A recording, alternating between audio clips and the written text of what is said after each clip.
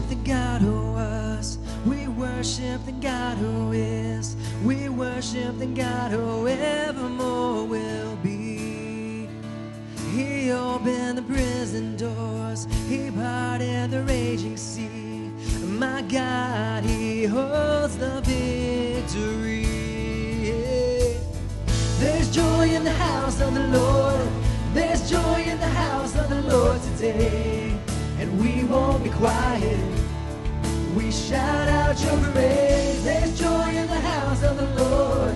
And our God is surely in this place. We won't be quiet. We shout out your praise. We shout out your praise. We sing to the God who heals. We sing to the God who saves. We sing to the God who always makes a way. 'Cause He hung up on that cross, then He rose up from that grave. My God still rolling stones away. There's joy in the house of the Lord. There's joy in the house of the Lord today. And we won't be quiet. We shout out your praise. There's joy in the house of the Lord. And our God is surely in this place. We won't be quiet. We shout out your praise. 'Cause we were the beggars, but now we're royalty. And we were the prisoners, and now we're running free. We are forgiven, accepted, redeemed by His grace. Let the house of the Lord sing praise. 'Cause we were the beggars, and now we're royalty. And we were the prisoners, and now we're running free. We are forgiven, accepted, redeemed by His grace. And let the house of the Lord sing praise. There's joy in the house of the Lord. There's joy in the house of the Lord today. And we won't be quiet. We shout out your praise. There's joy in the house of the Lord. Our God is surely in this place. We won't be quiet. We shout out your praise. There's joy in the house of the Lord. There's joy in the house of the Lord today. And we won't be quiet. We shout out your praise. There's joy in the house of the Lord. And my God is surely in this place. We won't be quiet. We shout out your praise. We shout out your praise. There is joy in this house today. And oh, we shout out your praise.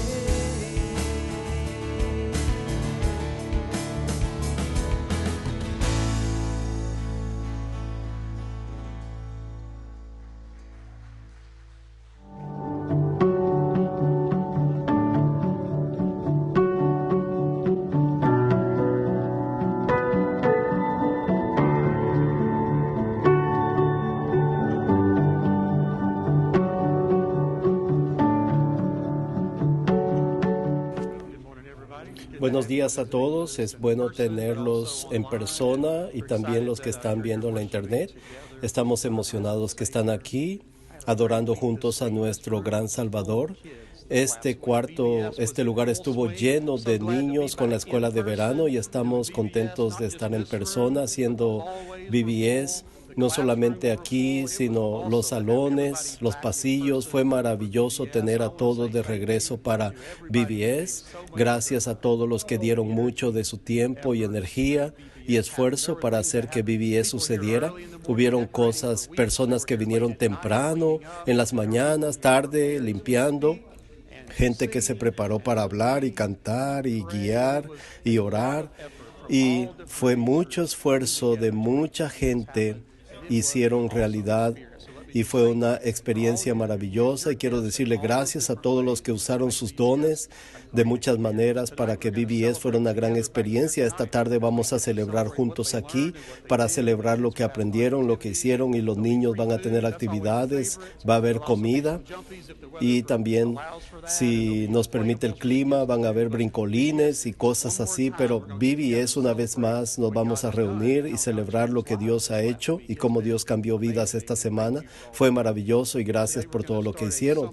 Hoy vamos a empezar una serie de verano en el libro de Santiago y vamos a estar estudiando la palabra, caminando a través de el libro de Santiago, y vamos a ver el libro de Santiago que fue escrito para los creyentes de aquel tiempo y lo que ellos estaban pasando en su mundo en aquel tiempo, los problemas que tenían y las palabras que se les dieron y las instrucciones que se les dieron, y también vamos a ver cómo ellos estaban pasando en aquel tiempo también se parece a lo que estamos pasando nosotros, y eso nos va a animar para seguir caminando con el libro de Santiago, excepto el próximo fin de semana que vamos a tener el Día de los Padres, y vamos a estar estudiando un poquito, y después hoy vamos a hablar acerca de quién escribió, porque tienes que saber algo acerca del autor, si es verdad, si merece ser leído. Puedes decir mucho acerca de un libro, si fue escrito, si conoces al autor. Cuando yo era niño, siempre estaba buscando algo que leer y buscaba libros y los empezaba a leer. No sabía nada del libro. Después de 2 capítulos, este libro de verdad me estaba aburriendo. Yo decía, ¿qué estoy leyendo? Y veía quién lo había escrito y decía Stephen King, y yo decía, yo lo he escuchado a él, así que aprendí que si quería leer un libro con Stephen King, tal vez no era el libro que yo quería leer. Sabía algo acerca del autor y lo ponía de regreso otra vez. Hoy vamos a aprender acerca del autor del libro de Santiago, cómo él fue un medio hermano de Jesús y cómo él se convirtió en un siervo de Jesús. Lo primero que quiero que vean es el pasado de quién era Santiago, quién era, y así podemos ver dónde empezó y dónde terminó en su vida. Lo primero que debemos saber acerca de Santiago es que él era medio hermano de Jesús. Y tú dices, ¿cómo? Es como una familia compuesta por diferentes personas. No, José y María no se separaron, no se divorciaron. Él es medio hermano de Jesús porque Jesús no es el padre biológico. José no era el padre biológico de Jesús. Así que por eso José no era su padre biológico, pero Santiago sí. Después de que Jesús nació, ellos tuvieron otros niños y Santiago fue medio hermano de Jesús. Si tienen sus Biblias, busquen en Marcos capítulo 6 juntos, Marcos 6. Y aquí se menciona por primera vez quién era la familia de María de José y quiénes eran hermanos y sus hermanas. Y dice, ¿de dónde tiene él esta enseñanza, estas cosas, y qué sabiduría es esta que le es dada, y estos milagros que por sus manos son hechos? ¿No es este el carpintero, hijo de María, hermano de Jacobo, de José, de Judas y de Simón? ¿No están aquí también con nosotros sus hermanas? Y se escandalizaban de él. Así que Santiago era el hermano de Jesús. Me pregunto, ¿cómo era crecer con Jesús como hermano? Tal vez como cualquier otro hermano, tenían buenos días y malos días. Nos queremos pensar que Jesús, el Hijo de Dios, era el Hijo perfecto. Nunca hacía que nadie se enojaba. Su mamá nunca decía, si te tengo que decir esto otra vez, levanta aquello. Pensábamos que nunca ocurrió porque Él es Dios y Él era el Hijo de Dios y también era perfecto humanamente, 100% humano y 100% Dios. Y a veces nos equivocamos porque pensamos que es mitad y mitad, como un superhéroe, mitad Dios y mitad hombre, mitad humano y mitad divino. No, Él era 100% humano. Quiere decir que también iba a tener malos días, que ellos a veces se amaban como hermanos y a veces se peleaban como hermanos y tenían peleas. Yo me imagino como Jesús probablemente era un poco sarcástico, tal vez se sentía más inteligente porque sabía más que todos, y tal vez me recuerda el show de el joven Sheldon, me recuerda a él Es un programa de televisión basado en otro programa, Sheldon Cooper, y es un físico y es brillante, y como niño tienen este programa de cómo era cuando era niño, y era muy inteligente aún siendo niño. Y es un poquito, se siente que él es más inteligente que otros. Y me pregunto si Jesús tenía esos momentos. Él sabía que sabía más que todos, sabía si estaban jugando cartas, él ganaba siempre. Cuando jugaban, ganaba, corría muy rápido y era más inteligente, y tal vez no era justo. Y vi una vez un programa donde Jesús está jugando un juego y él tenía todos los puntos y los otros no tenían puntos, y él decía, Jesús gana otra vez, nuestro campeón por 300 días. Así que eso no es justo. ¿Qué tal esto? Vi una vez, este es Jesús, está compitiendo en una triatlón y ya no le permitieron seguir concursando porque ellos están nadando y él está corriendo, caminando sobre el agua, y él gana.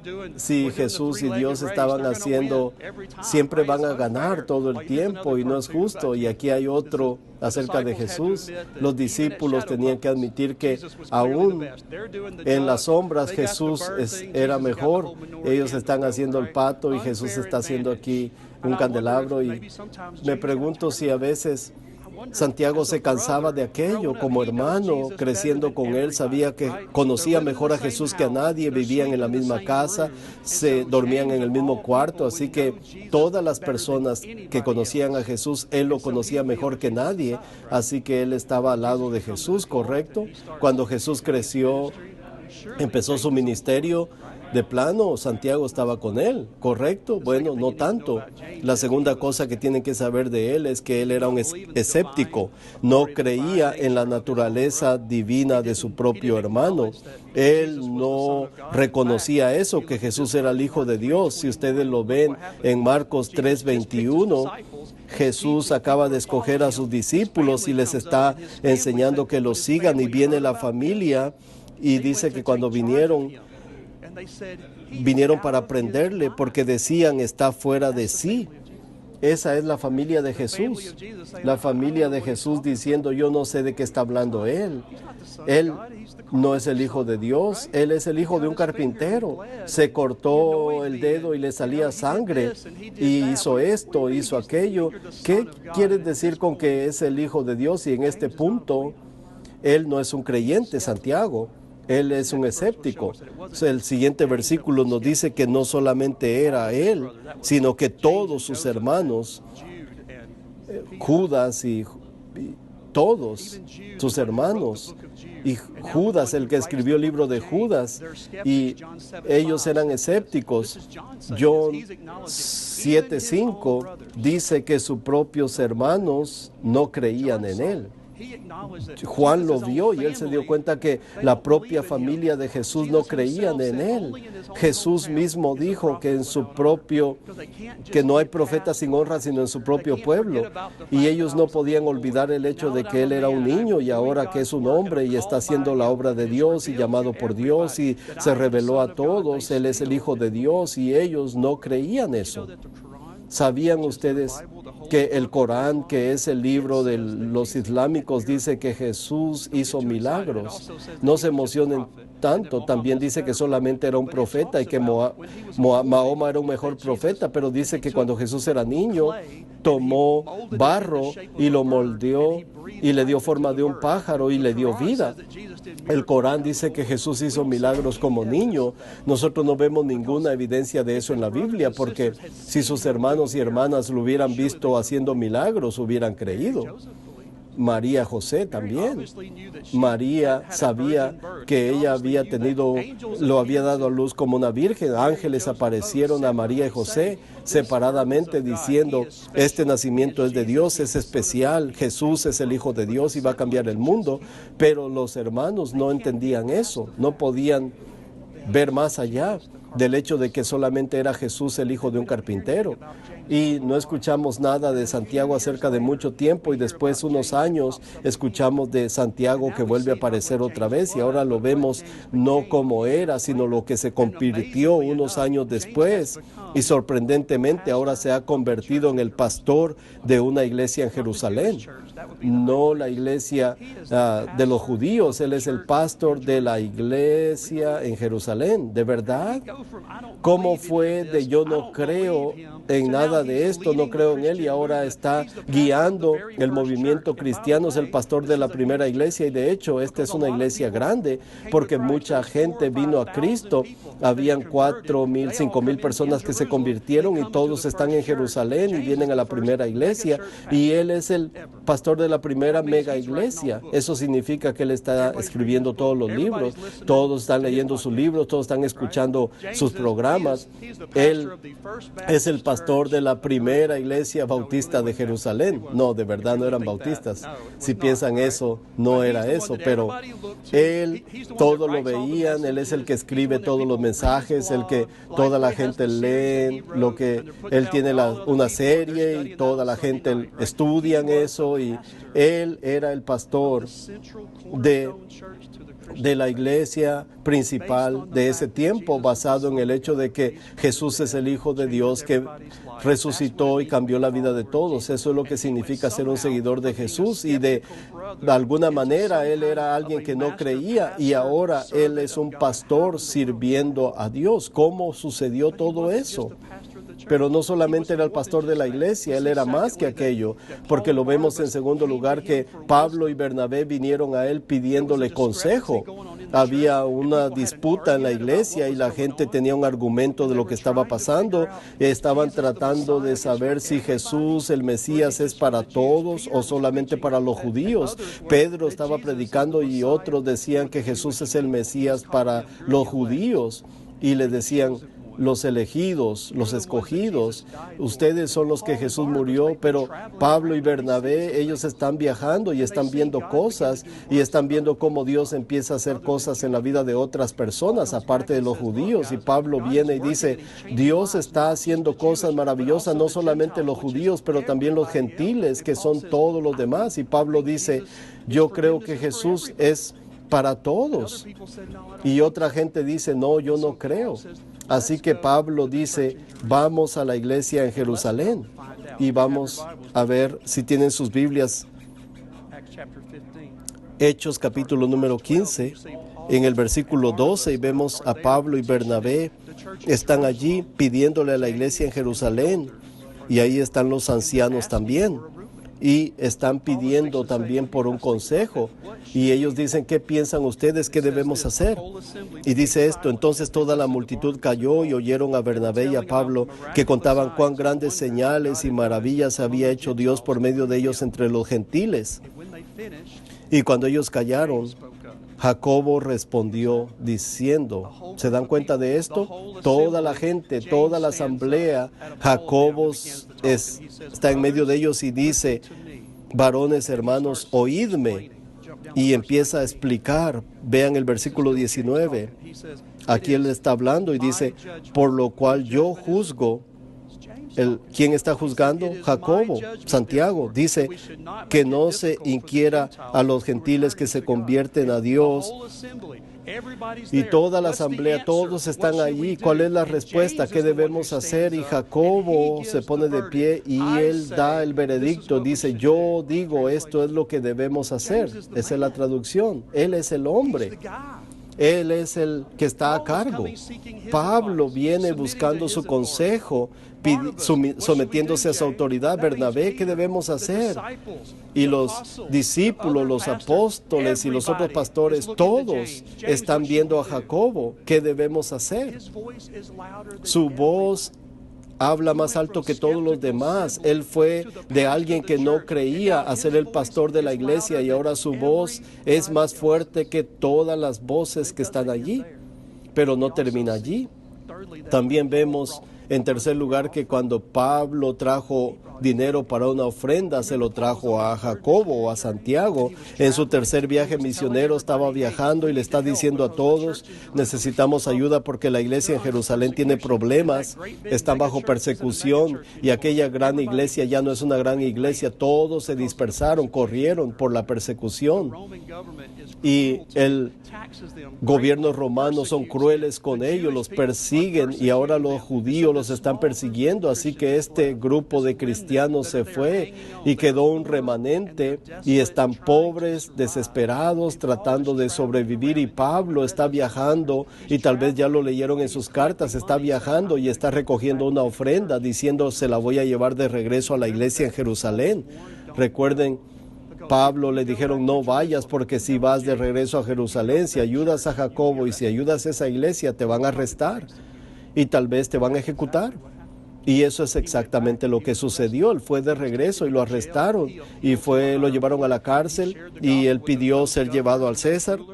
Compartió el evangelio con ellos y lo llevaron, lo juzgaron y él dijo yo soy un ciudadano romano, debo ser llevado a Roma, y lo llevaron a Roma y allí se recuerdan de la historia, y él llegó a Roma, predicó el evangelio a César y después Pablo fue ejecutado. Todo eso porque él vino a ayudar a esta iglesia.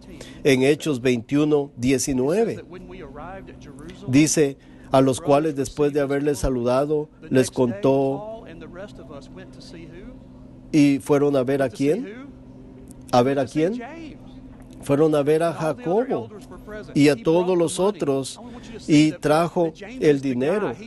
Y Jacobo es la voz que está guiando a la iglesia y Pablo servía y él dijo yo traje esta ofrenda para ti, para la iglesia, y él está pastoreando la iglesia más importante de la fe cristiana. Él pasó de ser un escéptico y pasó a ser uno de los líderes más influyentes. Y leemos su carta, sus palabras tienen peso. Él sabe lo que está hablando. No solamente es alguien que está sentado allí en una esquina escribiendo algunos pensamientos. No, él está allí, él lo está haciendo, lo está viviendo. Él está pasando problemas por la fe, llevando personas a Cristo, llevando a la iglesia, y él escribe estas palabras. ¿Cómo pasó de ser un hermanito a ser un siervo? ¿Cómo fue de alguien que no creía a un siervo, de alguien que dudaba a un discípulo? ¿Cómo fue posible cambiar tanto? Y si nosotros figuramos eso hoy, entonces tal vez tú también puedes figurar cómo tú puedes cambiar, cómo tú puedes pasar de dudar a ser un creyente. Tal vez si tú ves la historia, puedes figurar cómo tú puedes pasar de ser alguien que no cree a tener fe, de alguien que solamente es alguien que está observando a ser un seguidor apasionado de Jesús, no solamente venir de vez en cuando, sino estar emocionado de caminar con Él todos los días. ¿Qué fue lo que cambió a Jacobo o a Santiago? Él cambió cuando esto pasó. ¿Están listos? Si no han escrito ninguna otra cosa o no han escuchado nada más, por favor escuchen esto, que Él cambió cuando Él fue testigo de la resurrección de Cristo. Él fue un testigo, Él estaba allí cuando Jesús murió en la cruz, Él lo vio, Él lo sintió, Él es mi hermano y Él murió. Pero todo cambió cuando Jesús resucitó y le apareció a él personalmente. Primera de Corintios 15, 3 al 8. Le apareció primero a Pedro, después a los 12 y después le apareció a más de 500 hermanos a la misma vez. Y después apareció ¿a quién? A Jacobo. Y después a todos los apóstoles. Y al último de todos, como a un abortivo me apareció a mí, dice Pablo. Cuando le apareció en el camino a Damasco, le apareció a Pedro y después a un gran número de personas en grupos, pero le apareció también a Jacobo uno a uno. Y cuando él experimentó eso, lo cambió para siempre, para siempre. Jesús apareció y se reveló a sí mismo a Jacobo Mira, Jacobo soy yo no sé si él, como Tomás, y dijo, déjame tocarte y asegurarme que eres real porque te vi morir y ahora estás vivo otra vez. Y el hecho de que experimentó la resurrección, el poder de Jesús en la resurrección, lo cambió para siempre. No era suficiente que él sabía quién era Jesús, no era suficiente que él sabía que había muerto, no sabía que había vivido con él toda su vida y que eran amigos, y eso no cambió su vida. Escúchenme, lo que lo cambió a él no fue conocer a Jesús, lo que lo cambió fue experimentar cara a cara, uno a uno, Jesús es el resucitado Señor. Eso lo cambió para siempre. ¿Saben? Tom Hanks es uno de mis actores favoritos. Puedo nombrar muchas de sus películas que he visto una y otra vez. Su hijo también es un actor y por muchos años fue ateo. Y él era vocal en los medios sociales y decía que no había Dios, no había esperanza, no hay nada que pueda ayudarte. Jesús es un mito, y él decía eso una y otra vez. Y un día él fue a caminar a una montaña y se sentó en una roca, solo. Y él estaba viendo hacia abajo en el valle de donde había venido. Y dice que la perspectiva alrededor de él era hermoso y abajo. Y él se dio cuenta de que el valle era como su vida, que estaba viviendo desoladamente, sin esperanza, sin futuro, seco por dentro y necesitaba algo. Y él dice, de repente, Dios se reveló a mí, un ateo, que no creía que Dios existía. Y dice, Dios me tocó en el hombro y se reveló a mí. Y dijo, de repente yo estaba llorando, lágrimas de culpa y vergüenza, y de pronto esas lágrimas cambiaron a lágrimas de gozo y perdón. ¿Por qué? ¿Cómo puede pasar eso? No estaba en un servicio de la iglesia, no había un pastor predicándole, no estaba leyendo un libro. ¿Cómo Dios se reveló si no había un ángel que se apareció y le dijo, necesitas creer? Fue porque en ese momento Dios se reveló a sí mismo, uno a uno, cara a cara, y lo cambió para siempre. Amigos, ¿qué es lo que va a tomar para que tú vayas de ser un escéptico a un siervo? ¿Qué va a tomar para que Dios tome tu corazón y que diga, ahora es el tiempo? ¿Qué va a tomar para que tú dejes de dudar y empieces a ser un discípulo, de alguien que solamente observa, a ser un apasionado seguidor de Jesús? ¿Qué tomará? Revelarse a ti mismo el día de hoy, uno a uno. Y esa es mi oración por ti, de que Dios el día de hoy se revele a sí mismo. No la próxima semana, no mañana, ni siquiera esta tarde, que Dios en este momento se revele a ti. Él está alrededor de ti. Solo tienes que observar. Voy a cerrar con las últimas palabras. En el libro de Santiago, así se identifica él mientras estudiamos lo que vamos a ver la próxima semana. Y él dice, Santiago, siervo de Dios y del Señor Jesucristo. Él no dijo mi hermano, porque era más que un hermano. Ahora Él es su Señor, Él es su jefe, Él está a cargo de su vida. Y quiero preguntarte esta mañana, ¿eres tú un siervo del Señor Jesucristo? ¿Está Él a cargo de tu vida, el jefe de tu vida, el Señor de tu vida? ¿O estás tratando de estar tú a cargo de tu vida? Ríndete hoy. Ríndete. Él te está tocando en la espalda, te está diciendo, hoy es el día. Él te está diciendo, aquí estoy y voy a cambiarte de adentro hacia afuera, tomarte de donde estás y te voy a ayudar para que llegues a donde vas, si simple y sencillamente observas y escuchas y crees. Inclinen su rostro un momento. Mi pregunta sería sencilla. ¿Eres un siervo del Señor Jesucristo? ¿Quién está a cargo de ti? ¿Estás a cargo tú de tu vida? ¿Eres alguien que duda? estás rendido al poder y autoridad de Jesucristo. Jesús dice, yo soy el camino, la verdad y la vida. Nadie viene al Padre sino por mí.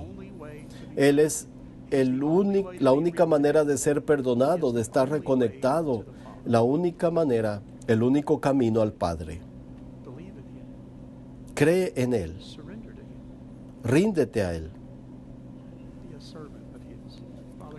Y conviértete en un siervo de Él. Padre, en estos próximos momentos oro para que en este lugar suceda lo que sucedió en VBS. Cantamos alabanzas con gozo y alegría y adoramos tu nombre en este lugar. Escuchamos la verdad revelada en este lugar de que Jesús es el verdadero Hijo de Dios que resucitó. Él es el Señor Jesucristo. Y los niños respondieron. Tú les tocaste el hombro y ellos dijeron sí y vinieron aquí y las vidas fueron cambiadas para siempre. Y yo te pido que lo vuelvas a hacer hoy. Hazlo otra vez ahora mismo. Que tú nos toques y digas, yo estoy aquí, soy real y quiero cambiar tu vida. Padre, si no estamos sometidos a ti, oro para que lo hagamos ahora mismo. Oro para que tú te reveles a ti mismo en este lugar a nosotros, ahora. Que sintamos tu espíritu en nuestro corazón, que nos dé convicción, que nos diga que nos debemos rendir al Señor Jesucristo. Oro para que nosotros seamos sensibles a tu espíritu, escuchemos lo que tú estás diciendo y que respondamos. Ya no queremos seguir dudando, estamos listos para creer y seguir y ser los siervos del Señor Jesucristo. Adoramos tu nombre en este lugar y clamamos por tu misericordia, en el nombre de Jesús. Amén. Todos nosotros necesitamos una oportunidad. Servimos a un Dios que es un Dios de segundas oportunidades. Hay perdón para ti porque te ama. Si estás separado de Él, Él te quiere restaurar y reconectarte al Dios que te ama y te creó. ¿Qué estás esperando? Tú eres escogido. Él te ama y Él está esperando por ti. Él es el Señor resucitado y el Salvador. Ríndete a Él el día de hoy y que cambie tu vida. Si necesitas hacer una decisión, aquí va a estar el staff. Queremos hablar contigo, orar por ti, pero necesitas hacer una decisión. Y recordemos la misericordia que Dios ofrece una vez y otra vez y otra vez. Y adoremos su santo nombre. Pongámonos de pie. Y si Dios ha hablado a tu corazón, muévete.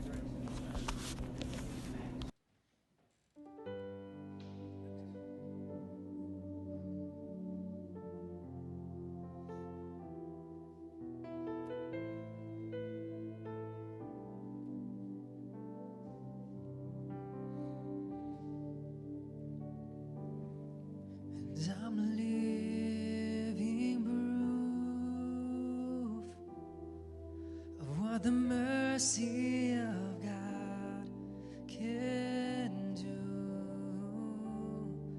And if you knew me then, you believe me now.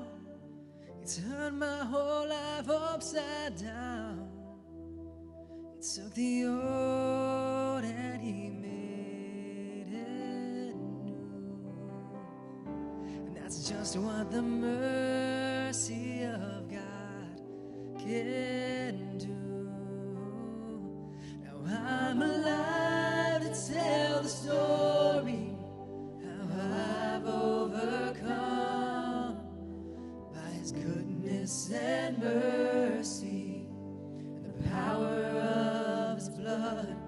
I'm so glad that my freedom wasn't based on what I've done, but His goodness and mercy and the power of